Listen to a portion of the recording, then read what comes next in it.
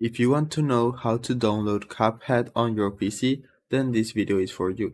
So if you find this video helpful, don't forget to subscribe and like it.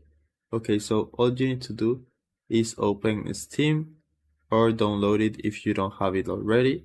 This is free and it's very easy. And then go to search and search for Cuphead right here.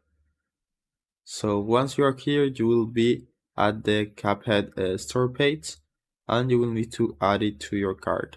So by clicking this, you then need to go to your cart and continue to your payment, and you will need to fill in your payment method information.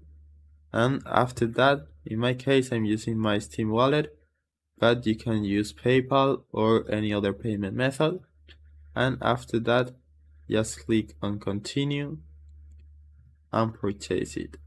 So then this message will appear where you can see a button to install the content. So you need to select which drive you want to install the game. So in my case it will be this one, and then click on install and the game will start downloading. So that's it. After the download you will be able to play Cuphead on your PC.